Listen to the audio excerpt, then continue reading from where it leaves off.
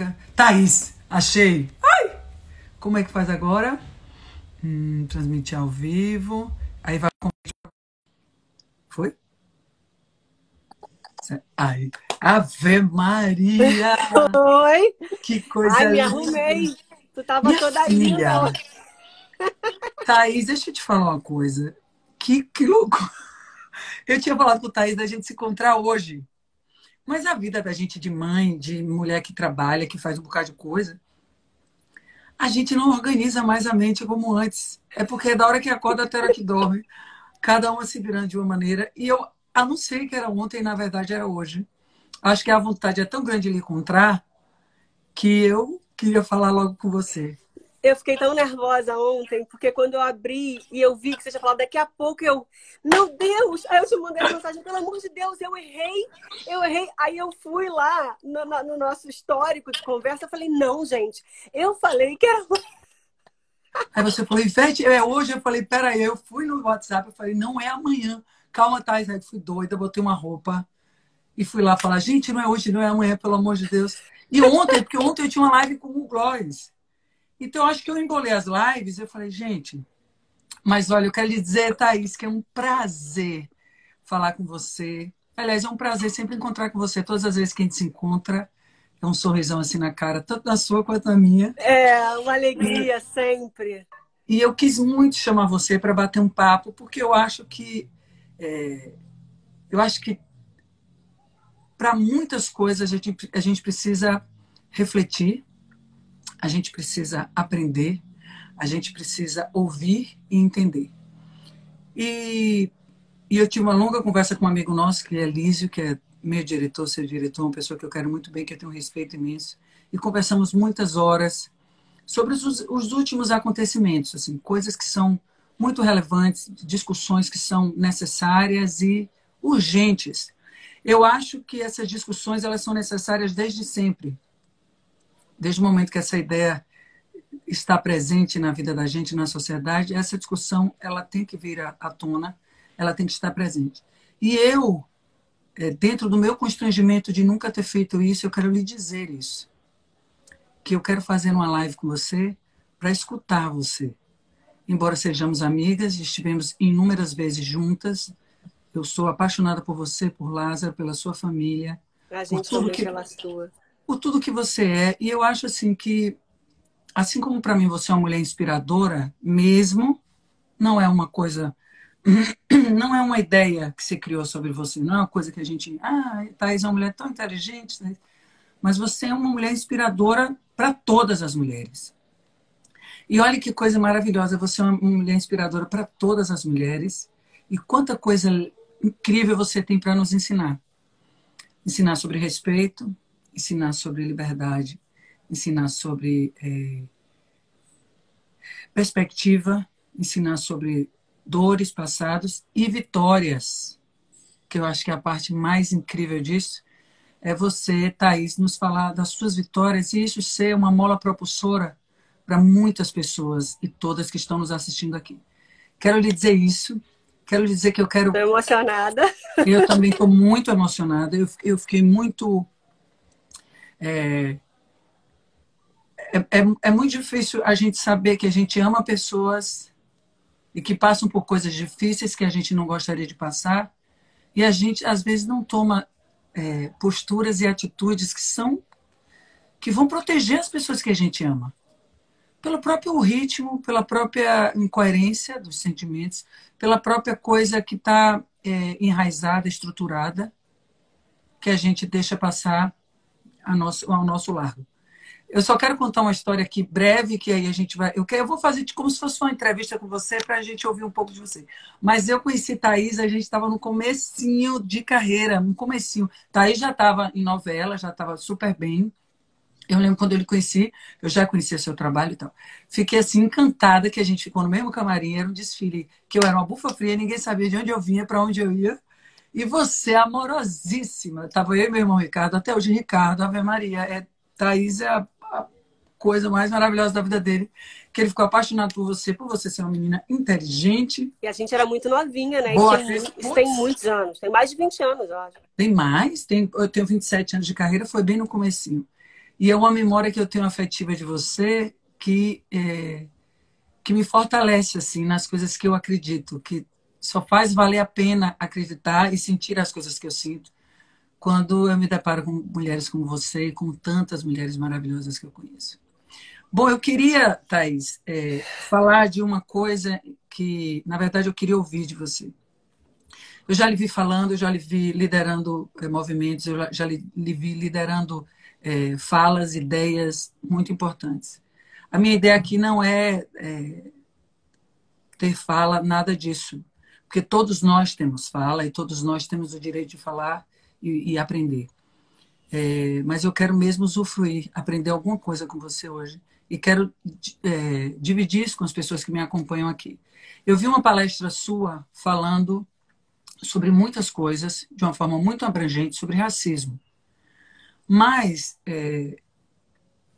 me tocou assim, de uma forma muito direta, porque geralmente as coisas nos tocam quando a gente cria empatia, porque a gente se coloca na posição, você falando dos seus filhos. Eu já tinha uma relação com essa ideia equivocada dessas diferenças colocadas, não diferenças porque somos diferentes, pessoas diferentes umas das outras, ideias diferentes, mas por uma questão racial, não por uma questão de maneira de ser ou de estilo de viver, mas por uma questão racial. Isso é de uma ignorância e de uma involução gigantescas. E eu queria lhe perguntar, eu queria que você contasse um pouco disso para a gente, da sua relação, você mulher, desde criança, você, a mulher profissional, vitoriosa, o quão fácil ou quão difícil foi para você ser essa pessoa dominante, forte, uma mulher determinada, em meio a caminhos que poderiam, porventura, fazer você desistir ou até mesmo lhe fortalecer. Eu queria que você contasse para a gente um pouco isso. Bom, primeiro eu preciso dizer que quando você fala de inspiração, assim, você é uma mulher muito inspiradora. Eu sou inspirada por muitas mulheres, diariamente. Mulheres que até que eu não conheço pessoalmente. Mulheres até que quando eu leio eu falo, nossa, que mulher incrível. São às vezes frases, palavras, atitudes, ações que me inspiram, que me motivam e que às vezes essas pessoas nem sabem o quanto elas me inspiram também. Uhum. São essas pessoas de fato funcionam como um motor na minha vida, assim, sabe? Ivete, acho que a vida para ninguém é fácil. A vida ela é um desafio, né? Para todo mundo. Uhum. Você acabou de falar de diferenças. Nós somos diferentes. Eu Bom, também acho. somos todos diferentes. A questão é que não As pode haver oportunidades. desigualdade. Desigualdade, A sem desigualdade dúvida. é o grande problema, sabe? Eu, enquanto mulher negra, do alto do meu privilégio de ter tido uma família economicamente muito forte, em que eu pude estudar em colégios particulares, em colégios de elite. Eu fui uma menina negra, uma criança negra que pude sonhar. E é isso que a maioria das crianças negras desse país não tem a chance sequer de sonhar, porque mal conseguem acabar a escola, não conseguem nem ir para já é proposto uma condenação a partir do momento que ela já está existindo, ficou estabelecido essa condenação da criança ser preterida por qualquer outra criança em virtude da sua cor. Isso. O que não deveria existir, mas não, existe. Eu sei o que que acontece? existe. Eu, com 2 filhos negros, muitas vezes eu sou questionada assim, mas você está falando isso não acontece com os seus filhos. Os meus filhos, eles são privados mesmo de muitas coisas, por eu ter uma situação econômica forte, né? Mas o mundo está além dos meus filhos. O mundo está além dos muros da minha casa. Sem dúvida. E é sobre esse mundo que eu falo. Porque eu poderia simplesmente ignorar que, além de mim, existam pessoas parecidas comigo fisicamente e também não parecidas comigo fisicamente e que têm, por uma situação de desigualdade, racismo, machismo, né? A gente vive num país muito misógino. Eu não posso ignorar a vida dessas pessoas, da comunidade LGBT. Eu não posso ignorar. que eu tenho, o que eu, enquanto mulher, acho que eu tenho que fazer, enquanto artista. Porque são dores, e não são acho dores, que é obrigação de todo são artista, dores não, tá? colocadas, são dores colocadas na vida de pessoas, dores determinadas por raciocínio de uma sociedade preconceituosa, covarde, frágil. Muito covarde. E assim, eu quero falar o menos possível, pelo amor de Deus, eu quero ouvir mais. Mas o que eu acho é que as pessoas são tão ignorantes, tão do alto da sua ignorância, elas não percebem o quanto esses movimentos e quantos sentimentos, como o sentimento racista, ele nos evolui como sociedade, porque desprivilegia também o todo, aquele que acha que está fora da bolha por conta de privilégios outros, em algum momento ele será atingido por esse movimento que ele não tem nem consciência da grandeza que isso toma, o efeito dominó que isso tem na vida da sociedade como um todo. É como se fosse uma coisa isolada, um problema olhado de longe de fora. Eu não me preocupo com isso, eu não gosto dessas pessoas, essas pessoas não são para viver comigo, mas eles não sabem o quanto dentro do egoísmo deles, da ignorância, isso respinga na vida de todas as pessoas da sociedade. Por que, que as pessoas que têm uma situação financeira bastante confortável, as pessoas ricas, por exemplo, que têm seus carros blindados, eu também tenho o meu, tá? Porque eu também tenho medo, eu também fico insegura. Eu também fico insegura. Você é pessoa. Mas por quê? Por que que fica? Porque acha que isso é uma falsa proteção. Proteção mesmo seria se a gente se preocupasse com toda a população que está na base dessa pirâmide, porque é uma matemática muito fácil, tá, gente? Quem está na base da pirâmide, que são as pessoas mais pobres, né? E nisso inclui uma maioria negra esmagadora, se a gente potencializar essas pessoas com educação e melhoria de vida e possibilidades, a vida dessas pessoas vão melhorar e, consequentemente, a vida de todo mundo vai melhorar. É exatamente uma isso matemática facílima de ser feita. A sociedade hoje vive um custo altíssimo. A pessoa acabou de falar assim, duas ricas, somos. Só que não é por causa disso que eu vou ignorar quem não é. Não é por causa disso que eu quero que o outro se ferre. Não é disso que se trata. Pelo contrário, é sobre usar o poder que a Ivete tem, que aí a gente tem agora 9.817 pessoas aqui. Falando o poder que a isso. Ivete tem para falar sobre a importância de todos nós trabalharmos efetivamente para uma sociedade justa, igualitária e com possibilidades iguais para todos. Porque não adianta a Ivete ser rica, eu ser menos rica que a Ivete, mas tem meu dinheirinho, tá tudo certo. Eu não vou trancar minha porta, fazer meu churrasco e esquecer o que está acontecendo no mundo. Esquecer o que está acontecendo. Não pode. Primeiro, sabe por quê, Thaís? Assim, eu até entendo que alguém entre aqui. Eu entendo de verdade, não é uma coisa, Ivete tem uma benevolência espiritual. Absolutamente. Eu entendo quando a pessoa entra, porque essa pessoa, e fala, são duas ricas, essa pessoa está impregnada de que determinadas fatias da sociedade têm que se comportar ou viver ou pensar de uma forma. Eu vi uma palestra de uma menina incrível que ela falou assim, uma história única. Contou Amanda Ditti. Incrível. Uma nigeriana. Maravilhosa, escritora incrível, todos os livros dela são incríveis, enfim. Ela fala o seguinte, você conta uma única história, ela fala exatamente da África, que os livros que ela lia quando era criança eram todos livros da Inglaterra ou americanos, e qual era que ela tinha ideia daquelas personagens escritos por escritores de lá. Então ela começou a escrever pequenininha, só que a ideia que ela tinha sobre o mundo era a ideia dos livros. E ela começou, óbvio, lendo outros autores, outros escritores, ela começou a perceber que ela tinha que escrever sobre ela, sobre as curiosidades do lugar dela. Onde ela é feliz, onde existem pessoas e coisas acontecendo que não é uma história contada por outra pessoa. E nós temos um hábito terrível de ler as histórias dos outros como se fosse uma única história. E isso nada tem a ver com cor de pele. Isso tem que ver com a natureza da pessoa. Se aquela pessoa tem ou não tem algum valor como ser humano. Isso é que a gente precisa ficar atento na vida. Que pessoas nós nos damos, que pessoas nós nos entregamos, se essas pessoas têm valores com relação à vida. E é genial quando ela fala isso. É uma única história. Então, assim, a história do rico é uma única história. A história são bem diferentes. A história da África, quando as pessoas chamam a África de país, e a África é um continente, é uma abordagem displicente, primária, e de alguém que fecha a porta e vai fazer o churrasco e não quer cuidar de saber dos outros absolutamente nada. Então, eu entendo quando a pessoa fala assim, são duas ricas. É porque a história contada a essa pessoa é uma história onde ela absorve, consome e não sai dessa bolha da busca, da compreensão, da percepção de como é. Eu acredito em educação, Thaís. Eu também acho que é a única ferramenta possível para mudar esse país. É a única maneira da gente não trabalhar com reparos, não trabalhar com tempo perdido, é através da educação. E não há por que distinguir a educação de um para o outro pela cor da pele.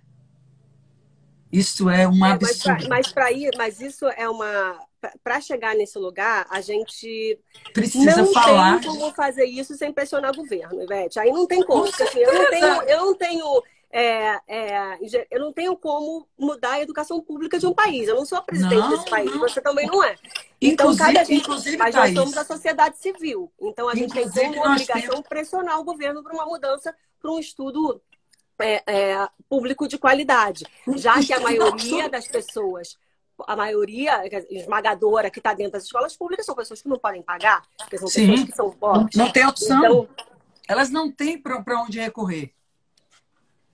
E assim, aí é muito difícil a gente falar sobre isso, assim. E medidas reparatórias, elas são fundamentais enquanto não se estabelece, obviamente, concordo com você, uma educação pública de qualidade. A gente está falando, por exemplo, aqui, metaforicamente, de cotas, por exemplo. E cotas tem que existir. As cotas, elas são absolutamente necessárias, enquanto... Agora, o que tinha que ser feito lá atrás era um compromisso de que as cotas vão durar, sei lá, vamos supor, 25 anos. A gente se propõe, nesses 25 anos, estabelecer uma educação de base. Ou, porque não é uma coisa para amanhã. Não vai acontecer isso amanhã. Não há plano de educação. Um país que não tem plano de educação, acabou. Não tem plano para nada.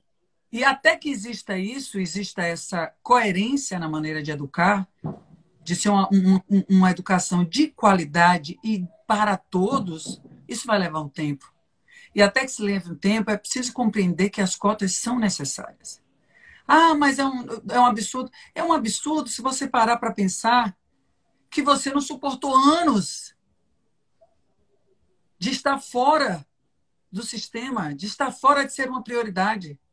Então, qualquer incômodo ao grupo de pessoas que não viveram ou não vivem, qualquer incômodo nas suas vidas, isso é um grande absurdo.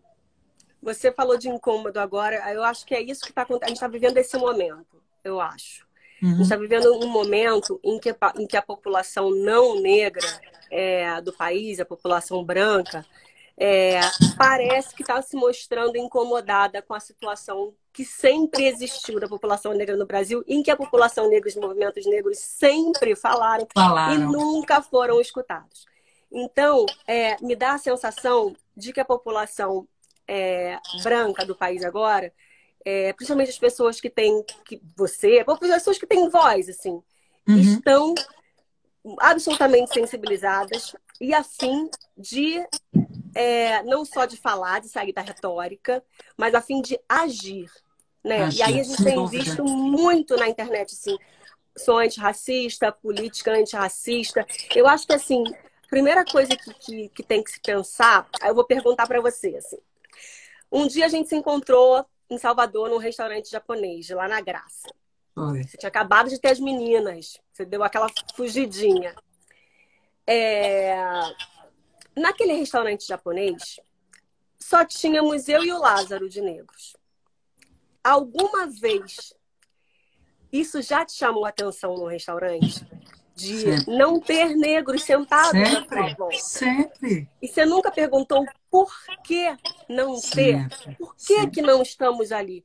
Por que não tem negros aqui consumindo? Por que nessa loja não tem negros a não ser vendendo sequer como vendedor?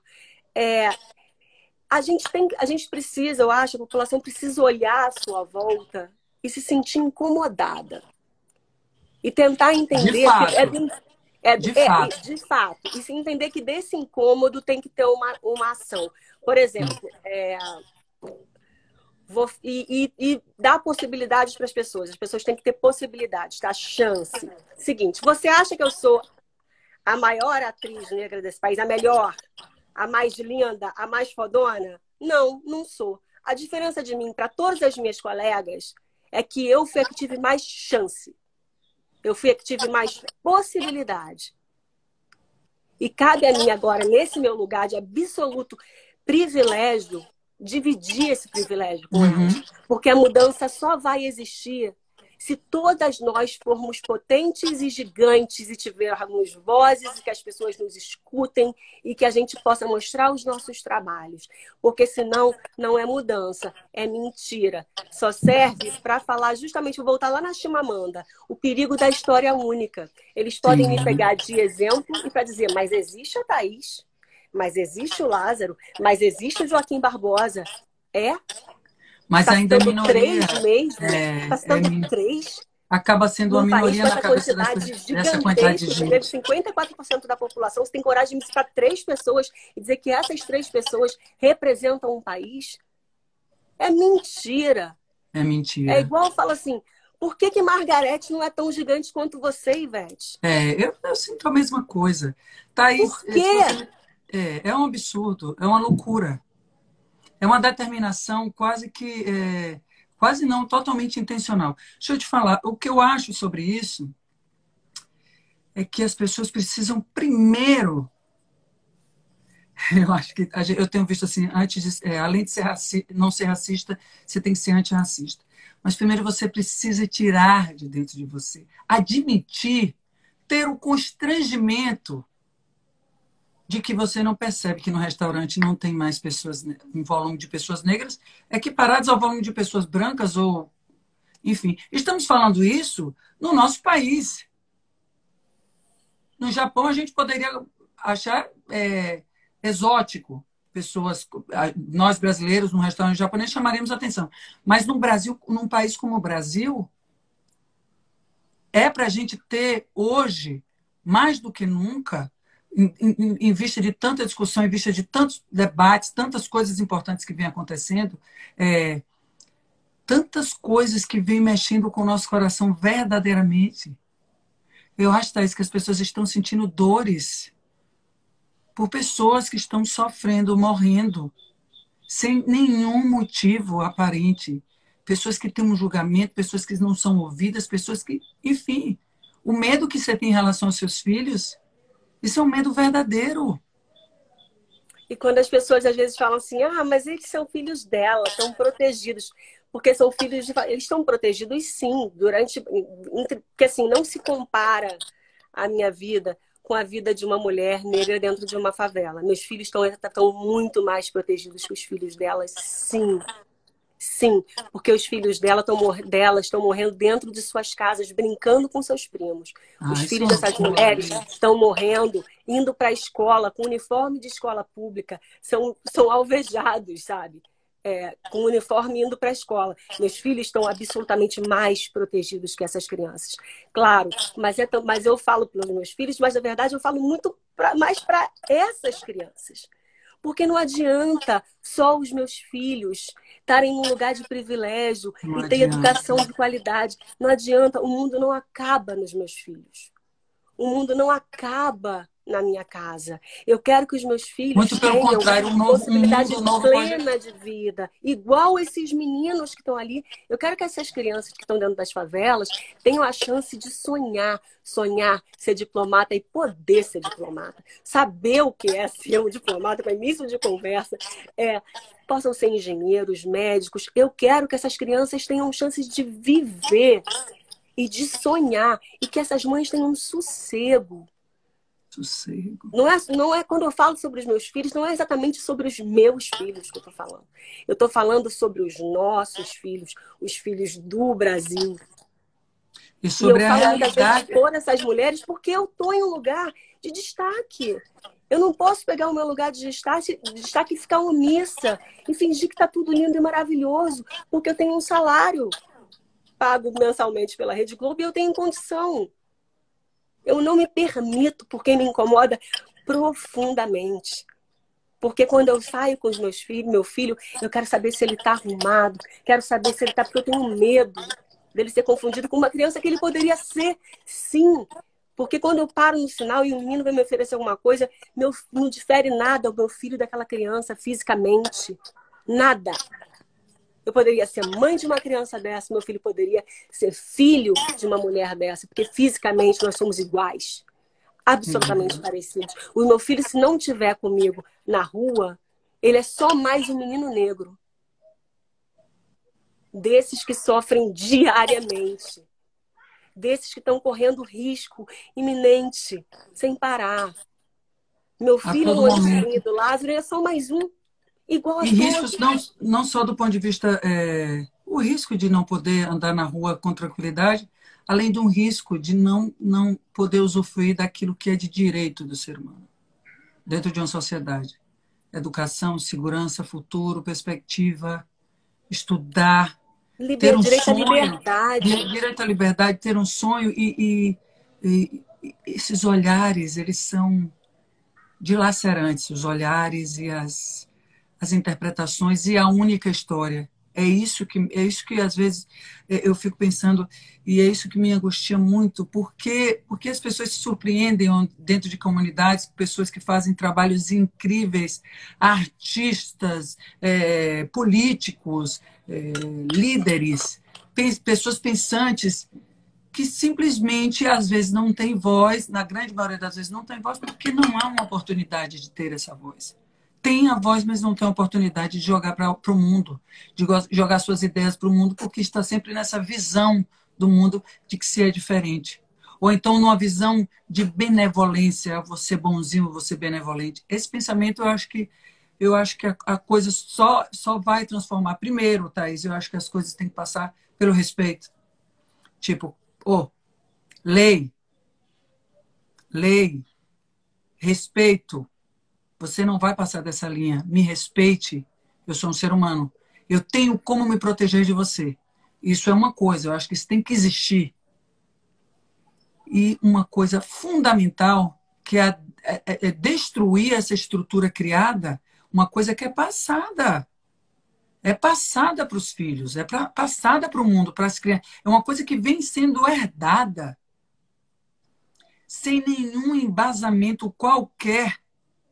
Tem muita ignorância sobre a nossa história, né, Ivete? A É, nossa história foi contada de uma maneira muito torta para todos nós, né? De que o Brasil, de como foi feita a abolição da escravatura, que teve o branco salvador, né? Como se a é a população única negra não história. tivesse conquistado a sua liberdade, como se a abolição não tivesse só sido feita por uma pressão econômica da Inglaterra, que tinha 4 milhões de consumidores aqui escravizados, possíveis, né, consumidores em potencial escravizados sem renda, eles precisavam que essas pessoas comprassem os seus produtos. O que aconteceu? Quando aconteceu a abolição da escravatura, fomos todos os negros jogados à margem, sem escola, sem saúde. Sem perspectiva E o nenhuma. final da história é a tragédia que é esse país de hoje que a gente Uhum. vive. A Aí gente tem uma quando visão falam da assim, história assim: os portugueses chegaram ao Brasil, não é os índios receberam os portugueses.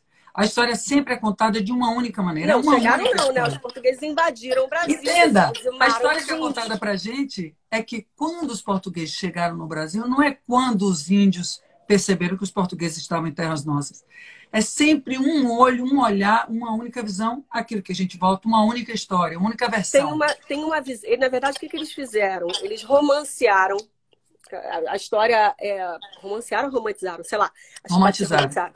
Romantizaram o Brasil colônia e o Brasil império. Quando, na verdade, o Brasil colônia e o Brasil império foi uma verdadeira barbárie.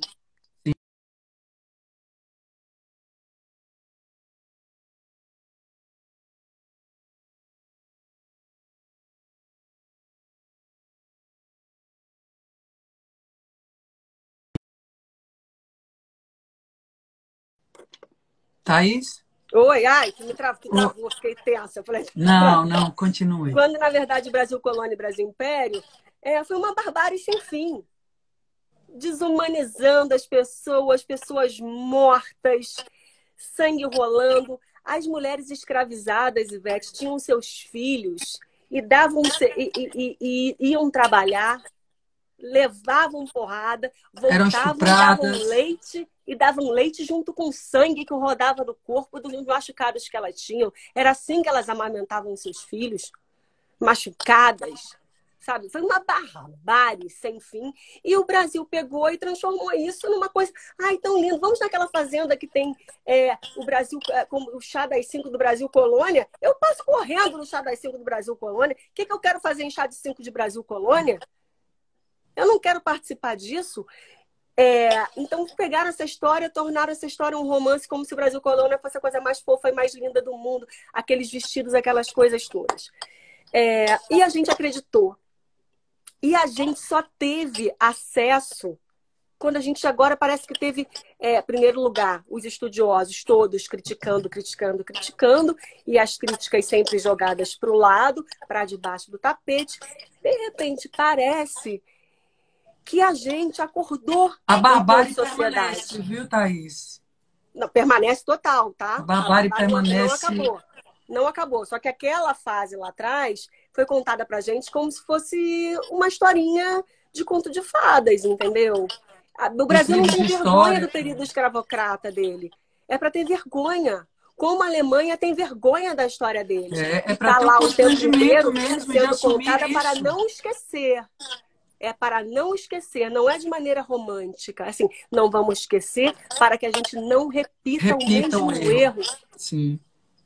Sabe? Então, essa história que veio contada desse jeito foi construindo o quê? O Brasil, o brasileiro cordial, o Brasil somos todos iguais.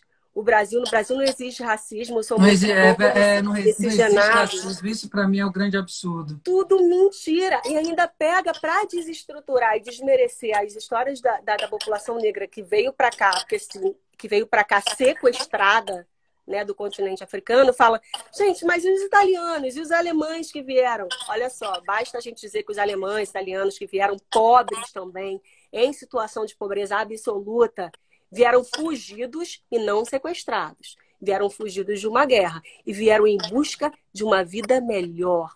Vieram em busca de oportunidade, sem dinheiro nenhum também, construindo verdadeiros impérios, com incentivo fiscal. É isso, basta dizer que vieram em busca, sem dinheiro nenhum, não estou desmerecendo, dizendo que eles não conquistaram, mas vieram numa situação muito diferente, gente. Ninguém foi lá na Europa sequestrar italiano e alemão e separar. Ninguém botou embaixo do navio e trouxe para cá. A situação é completamente diferente. Então, em primeiro lugar, a gente é muito ignorante quanto à nossa história verdadeira, porque ela nos foi contada de maneira errada, propositalmente. Né? Basta lembrar também que a chegada de italianos e dos europeus que vieram, todos os europeus que vieram no pós-guerra, tem muito a ver também com uma fase em que o Brasil estava crescendo no Brasil um movimento eugenista que queria deixar o Brasil mais claro, deixar o Brasil branco. Então, quanto mais europeu viesse para cá, mais legal era para eles. Então, tem toda uma ignorância também da nossa história para entender por que esse país é essa tragédia.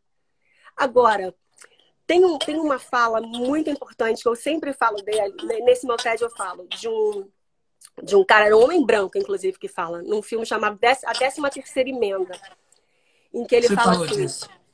Em que ele fala, que eu acho que é muito importante, que eu acho que é tipo um norte pra gente, assim.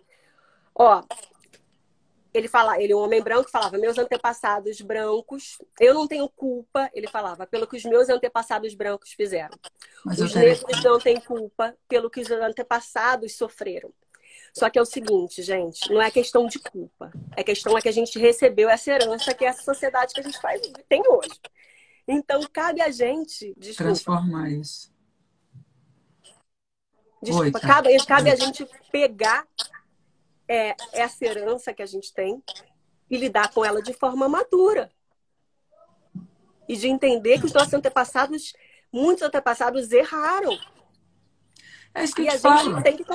E a gente tem que consertar esse erro, simples assim. É uma compreensão que precisa se ter para se começar alguma transformação, entende? Não, é uma compreensão que precisa se ter do erro gigantesco e do quão isso é tão louco que criou uma bola de neve destrutiva e que, como eu falei para você no início, a minha impressão é essa e a minha certeza é essa. Isso respinga na vida de todas as pessoas. Isso vai transformando de modo que a gente não sabe onde começou e onde vai terminar. É o grande equívoco do ser humano. É o grande equívoco é ler no outro uma única história, criada às vezes por ele mesmo. Sabe? Agora, a gente podia falar assim... Não, fala você aqui. Não, fale. Eu quero ouvir, eu falo Não, muito. não, eu queria falar que a gente falasse de... como eu citei, é o que esse homem falou, queria falar como é que a gente pode agir de maneira responsável, né? O que a gente pode fazer com essa herança, que essa sociedade que a gente recebeu? Quais são as atitudes que a gente pode fazer? Sei lá, quais são as atitudes antirracistas, por exemplo, falando da população negra? Quais são as atitudes que a gente pode fazer para transformar a vida da sociedade LGBTQI, eu acho, né? Para que as pessoas possam viver de forma plena e segura nesse país. Eu acho que a gente tem que trabalhar por todos, entendeu? Potencializar todos. A população negra, eu acho que assim... O que eu, enquanto mulher negra, posso fazer, tendo atitudes também antirracistas diariamente? Eu acho que eu tenho que potencializar os meus iguais. Sim. Eu acho que eu tenho que pegar as atrizes que trabalham comigo, que são iguais a mim, e vambora, o que a gente pode fazer? Esse trabalho não é para mim, é para aquela. Você conhece a fulana, deixa eu te apresentar a ciclana. Botar em postos de poder. Nas minhas peças, por exemplo, eu conheço profissionais maravilhosos, figurinistas negros maravilhosos, iluminadores maravilhosos, cenógrafos maravilhosos. Nos nossos trabalhos, eu e Lázaro, eu pego essas pessoas e coloco em posto de comando. Não, porque elas já foram muito assistentes uma vida inteira. Thaís, é priorizar. Priorizar mesmo, como movimento, priorizar. Mas isso é uma bobagem, isso não é leal. Há muitos anos que não tem sido leal com a comunidade negra. Não é leal há muitos e muitos anos. E porque, de alguma maneira, isso pode causar algum desconforto em se mobilizar para transformar isso, porque é muito difícil você sair da sua zona de conforto e trabalhar em prol do outro e ver que, naturalmente, é em prol de você, da sua família, da sua comunidade, da sua sociedade que você vive. Você não está fora disso, você está inserido nisso. Então, transformar isso numa prioridade. Não é post, é prioridade. Não, é assim, sair da retórica e partir para ação. Fazer acontecer, entendeu? Fazer acontecer. Mas como é que faz isso? Priorizando. Se atentando para isso.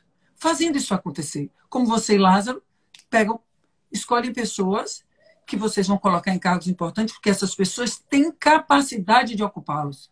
Isso. Pronto. E fazer você tem Elísio que trabalha com você. Elísio dirige um monte de coisa sua.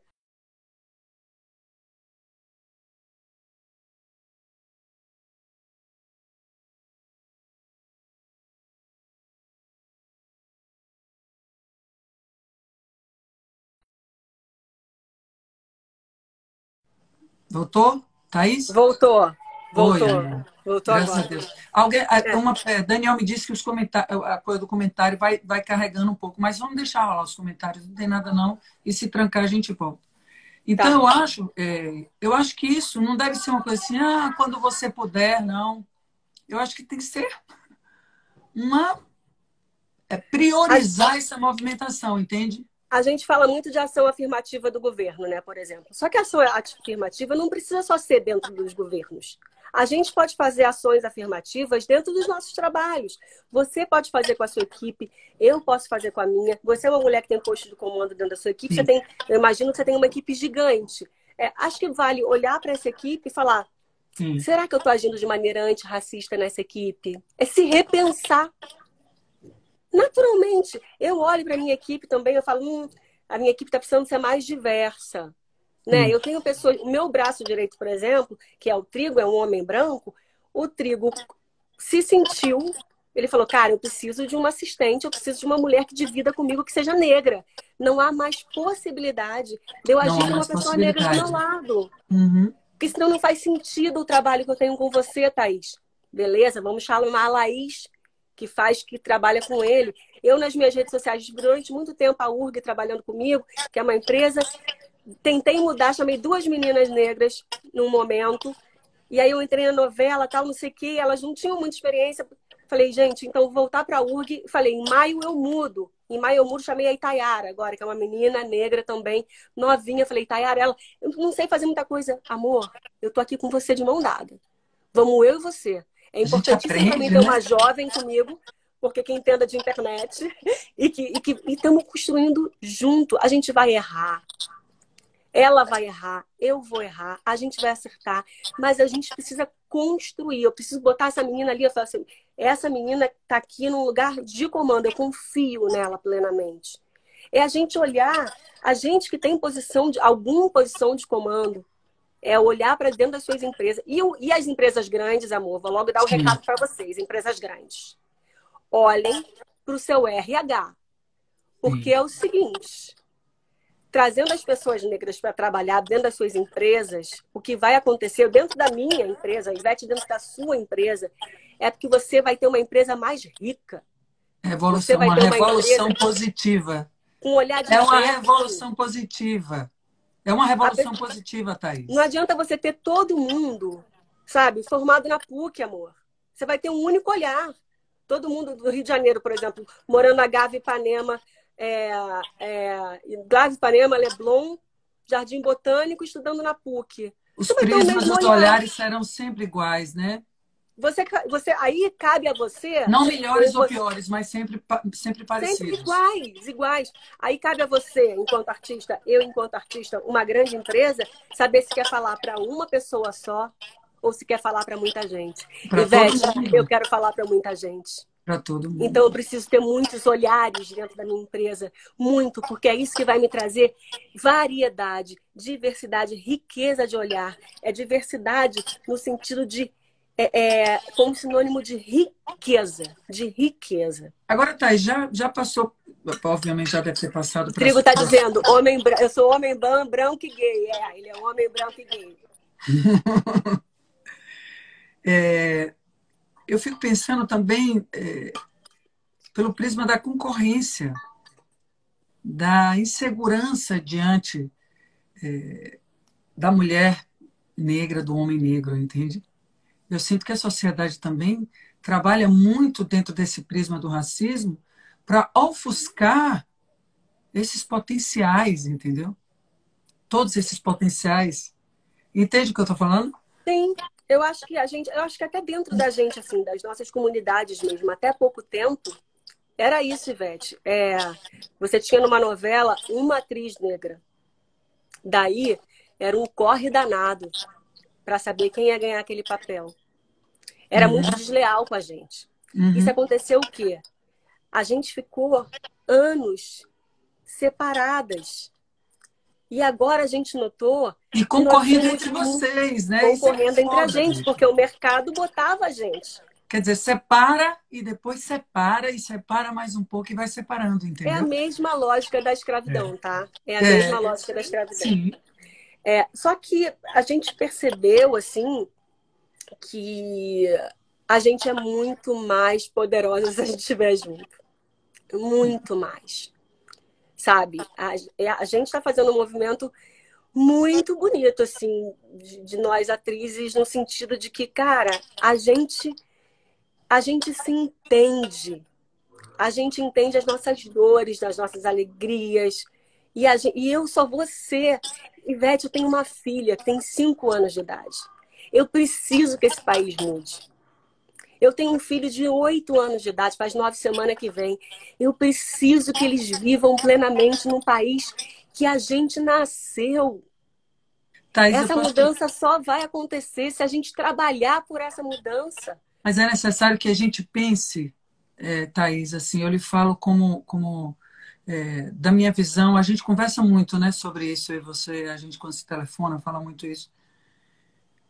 É preciso a gente parar de atribuir a responsabilidade a tantas coisas e tantas pessoas outras que não nós mesmos. Sim. Esse movimento antirracista que a gente tem falado tanto, que é essencial, ele começa na gente. Ele começa na nossa casa. Tem gente que fala assim, mas eu não consigo doar, eu não tenho tanto dinheiro para doar. A questão não é o volume de dinheiro que você dá. A questão é se você dá alguma coisa.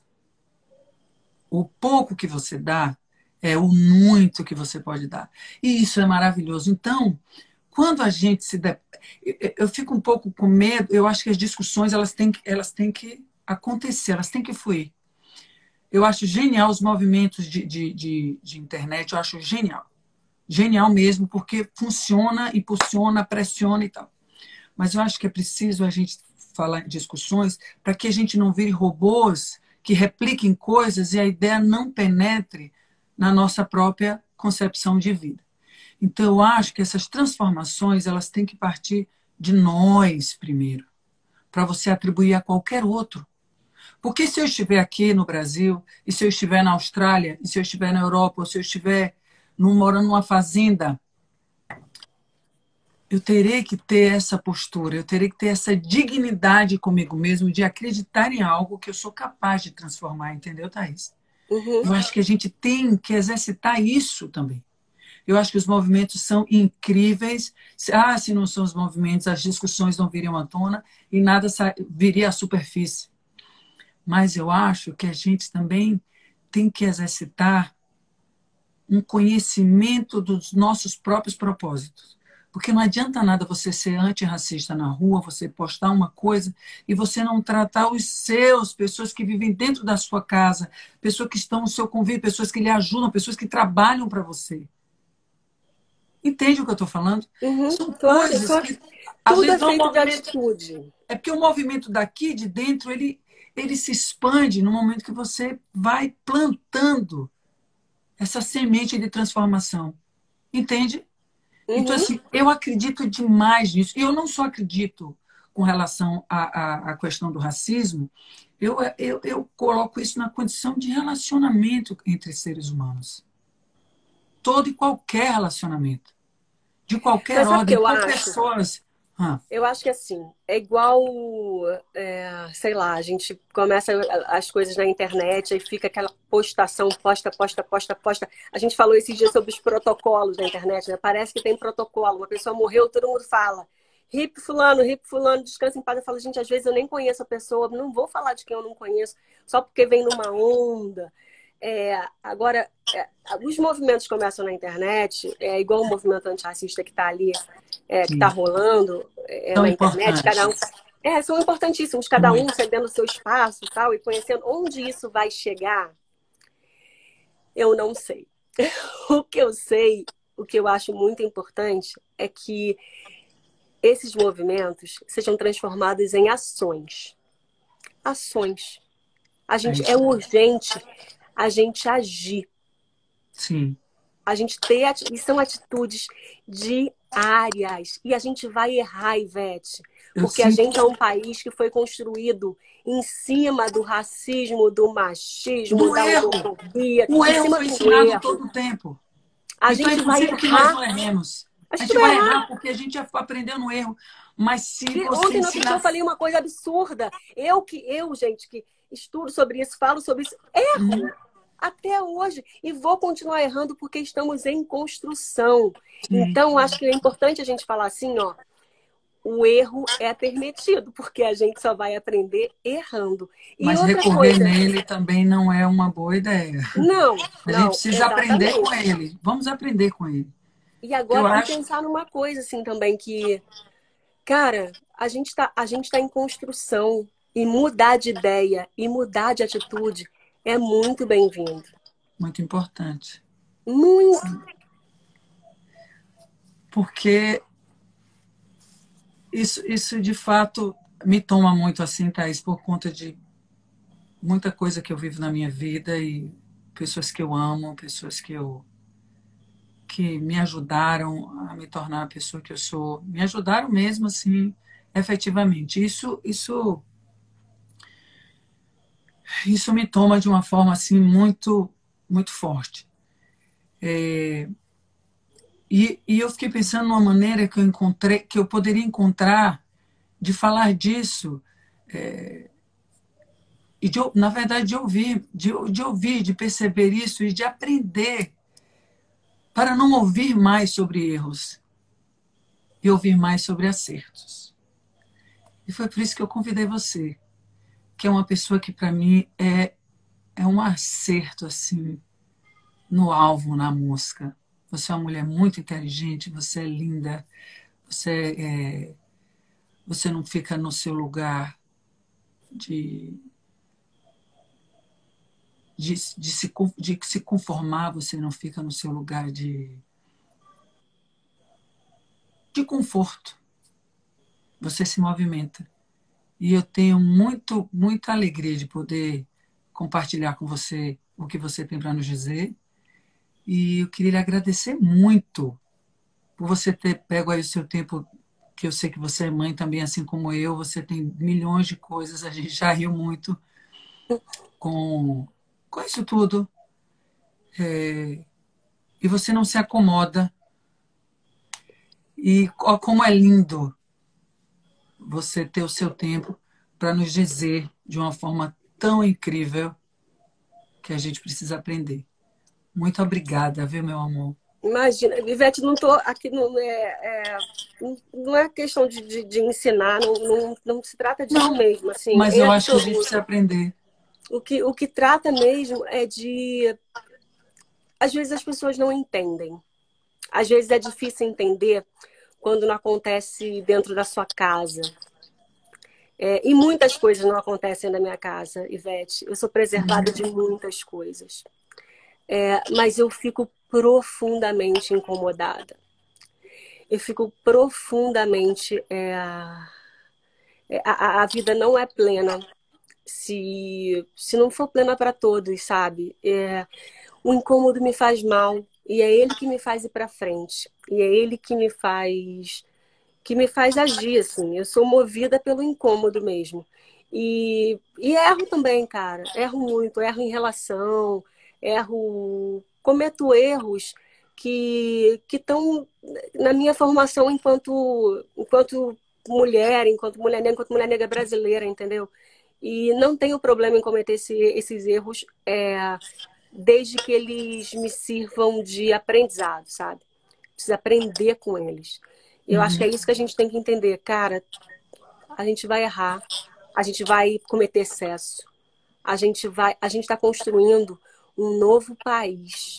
Mas só transforma se entender que isso foi um erro, entendeu, Thaís? Tem, Essa, tem, essa é tem a que coisa. entender que Tem que foi um erro, entender. assim. As E pessoas que tem que estão nos trabalhar para escutando, acertar. as pessoas que estão nos escutando ou que de alguma maneira conhecem uma única versão sobre a vida do outro, contada por alguém que tem algum interesse sobre a vida do outro, e sobre tudo isso que a gente falou aqui, eu acho que isso vai ser fundamental na transformação da relação das pessoas com esse sentimento ou com ignorar a dor do outro e passar a se colocar na presença, na posição, que eu acho que é onde a gente exercita a palavra empatia, sem discutir raça, gênero ou qualquer outra coisa nas nossas vidas. A gente tem que olhar aonde nós podemos aprender sobre nós mesmos, porque nós somos seres humanos e o que a gente quer para a gente naturalmente deveria querer para o outro. Acho que tem uma coisa que a gente vai terminar daqui a pouquinho, né? Que tá. Eu Eu acho acho que que tem. ele dá o tempo, né? Aqui eu É, não sou muito acho que internautica, não, mas... acho que faltam 5 minutinhos. Acho que tem uma coisa que todos nós podemos aprender, assim, é ouvir o outro, Ivete. É ouvir. E não desmerecer a dor do outro, né? Eles falam muito em mimimi, assim. De mimimi é você desqualificar, você desmerecer e você infantilizar a dor alheia. Porque parece que mimimi parece birra de criança, né? Parece coisa de que não tem por que estar reclamando. Só que assim, a população negra reclama, porque reclama seus direitos. A população LGBT+, que reclama seus direitos. A população indígena reclama seus direitos. As mulheres reclamam seus direitos. Porque são pessoas que não estão com seus direitos plenos. Garantidos. Estão com as suas vidas em risco o tempo inteiro. É disso que se fala. Então, acho que a gente tem que parar... Que são vidas que não dá para colocar dentro de um carro blindado, porque a todo tempo é no elevador, é na rua, é na calçada, é na garagem, é em cima do prédio, é ao telefone, é na ideia, é no sentimento, é na perspectiva. A gente tem que parar e tem que ouvir. É igual quando, sei lá, seu filho fala, ai, tô com uma dor aqui. Você fala, não é nada. Você não fala, não é nada, você fala, tá com dor onde? Você vai dizer, mas não é você que tá sentindo aquela dor. É o outro que tá sentindo aquela dor. É parar e falar, você tá com dor onde? O que tá te fazendo mal? É vasculhar para saber até onde vai isso, né? Onde é que está isso? O que eu posso fazer para te ajudar? Que eu falo o tempo inteiro para a população LGBTQ+, falando agora a gente está no mês do orgulho gay, é de falar assim, o que eu posso fazer enquanto hétero para te ajudar? O que eu posso fazer para melhorar a sua vida, para que você tenha uma vida plena, feliz e segura? Para que você possa andar de mãos dadas pela rua com quem você ama? Para você amar, é um direito. O que eu posso fazer para te ajudar? Com a população indígena, o que eu posso fazer para te ajudar? Para você ter a vida plena, você que é dona desse país. O que eu posso fazer para te ajudar, para que você viva de maneira segura? Sabe, para as outras mulheres, assim, o que eu posso fazer? Mulheres em situação de pobreza, o que eu posso fazer para te ajudar? É isso, é um ajudar. Quem está em situação melhor, quem está lá no alto da pirâmide, tem que se movimentar. Porque senão essa desigualdade vai aumentar. E aí você que acha que está protegido, vai ficar com medo de seu filho sair à noite, sem saber se seu filho vai voltar para casa. Se o seu filho não voltar para casa, a culpa não é a culpa é da desigualdade, a culpa é da omissão. A omissão é culpadíssima disso, não dá. A gente tem que fazer as coisas, a gente tem que ir para cima, porque o risco é de todos nós, gente. É de todos nós. E Thaís, o mimimi... Não, você, por favor, fale muito. O mimimi, Thaís, é algo que eu já não considero muito como uma pauta de discussão, entende? O mimimi é uma coisa que não contribui em absolutamente nada. Assim, eu vejo, eu leio, eventualmente isso me traz algum desconforto, assim, que eu falo, poxa, tanta coisa boa para se falar, tanta coisa boa para se discutir, para se colocar em pauta. O mimimi não é pauta, porque o mimimi não é algo a se discutir. O que se tem que discutir é sobre a situação das pessoas que sofrem diariamente com retaliações de toda a ordem. É isso que a gente tem que discutir, isso tem que acabar, isso tem que parar, isso tem que ser desconstruído. E para isso é preciso realmente muito debate, uma conscientização e uma percepção do erro que se cometeu até então e que é preciso transformar, como o homem branco que falou, os meus antepassados erraram, não necessariamente eu preciso errar como eles, eu posso transformar. E é isso, é preciso transformar. Precisamos todos, Ivete, todos nós. E a gente vai conseguir, tá? Porque você não quer que as duas meninas e seu filho tenham a vida plena? Uma vez me perguntaram assim, Ivete, você agora que tem duas meninas, como é que você vai educá-las com a questão do machismo? Então, eu falei, não, na verdade, a minha preocupação maior na educação é com o meu filho. Vou buscar educar a ele primeiro sobre essa questão, porque provavelmente não é ele quem vai sofrer. Ele vai ser o algoz. Então, eu prefiro preparar ele, ensinar ele como é que ele tem que ser, como é que ele tem que perceber o outro, seja uma mulher, um homem, enfim, não interessa. Ele vai estar diante de um ser humano que, assim como ele, tem que ser respeitado para que ele seja respeitado também. E é isso aí. A vida tem que ser dessa forma. Não é fácil. Se fosse fácil, assim, 2 mais 2, a gente não estaria aqui conversando sobre isso. É difícil. A vida é difícil, mas ela vale a pena. Ela vale a pena cada segundo dela. Cada lágrima que a gente... Ela vale a pena. Eu gravei uma música que faz assim. A vida é dura, mas ela só faz melhorar. E vai melhorar com fé em Deus.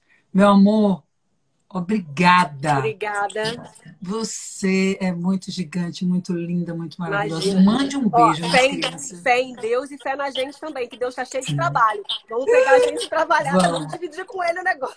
Olhe, e mande um beijo para Lázaro e para as crianças, que essa família eu amo demais. Muito obrigada por você estar aqui comigo. Obrigada a todo mundo que participou da nossa live. E a gente teve a oportunidade de ouvir essa coisa linda. Obrigada, viu, Thay? Obrigada a você pelo espaço. Um beijo, feliz Dia dos Namorados para você e para Lázaro. Caprichar nesse Dia dos Namorados, amor. Ó, vai ver. E obrigada pelo beijo lá. Ah, você vai amar, ficou lindo, você vai amar. E a gente ficou rindo, quando a gente viu, eu tava dando beijo de novela. Eu falei, pô, tô dando beijo de novela, gente. Todo mundo falou isso. Eu falei, velho, você salvou nossa quarentena, porque já tinha uns dias que a gente não dava beijo. Então vamos beijar, minha gente, que é o melhor que a gente faz. Um beijo. Você. Obrigada. Deus lhe abençoe. Um beijo para a Elisa também, que foi fofura total. Elisa, um beijo.